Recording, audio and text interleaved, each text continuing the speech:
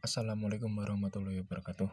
Saya Muhammad Miftah Rozak, NIM 18202-174 dari kelas ES5B. Saya di sini akan membahas tentang sistem informasi dalam perusahaan, mata kuliah Sistem Informasi Manajemen.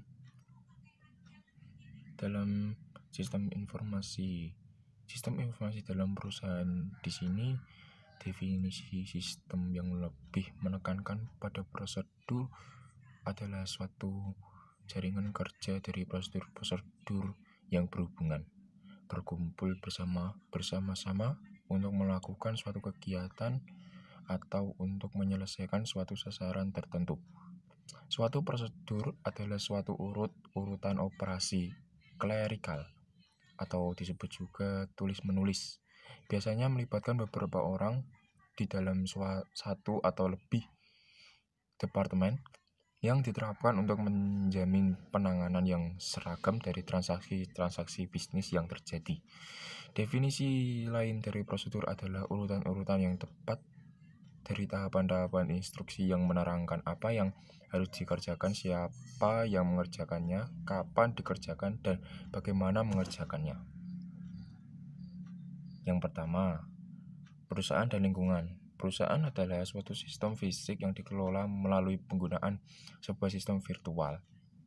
Yang kedua, adanya aliran sumber daya fisik. Sumber daya fisik adalah sebuah perusahaan meliputi pegawai, bahan baku, mesin, dan uang. Yang ketiga, mekanisme pengendalian perusahaan. Unsur-unsur perusahaan yang mengendalikan operasinya sendiri meliputi standar kinerjanya yang harus dipenuhi oleh perusahaan jika ia ingin mencapai tujuan yang secara keseluruhan, manajemen perusahaan, dan suatu pemroses informasi yang mengubah dana menjadi informasi. Selanjutnya ada lingkaran umpan balik. Lingkaran umpan balik di sini disebut juga feedback loop, terdiri atas sumber-sumber daya virtual.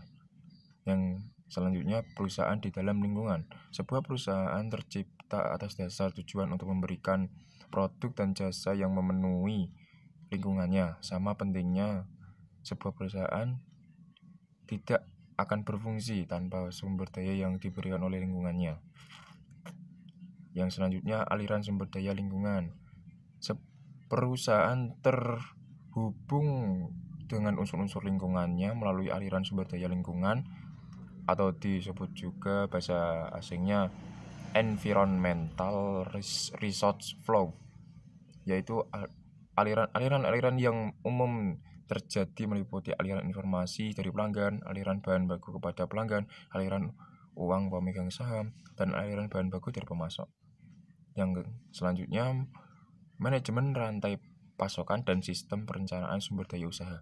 Manajemen rantai pasokan hanya salah satu aspek dari sistem perencanaan sumber daya perusahaan, atau disebut juga Enterprise Resource Planning (ERP).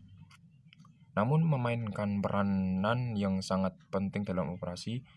Penggunaan sistem ERP dari vendor yang sama, SAP, Oracle, atau produk lainnya, oleh para anggota di dalam rantai pasokan akan membantu memfasilitasi aliran informasi rantai pasokan. Akan tetapi, biaya suatu sistem ERP dapat menjadi sangat tinggi dan mungkin tidak semua anggota di dalam rantai pasokan ingin membeli piranti lunak ERP. Terima kasih. Itu saja dari saya. Bila ada salah kata atau tutur kata yang saya sengaja mohon dimaafkan. Wassalamualaikum warahmatullahi wabarakatuh.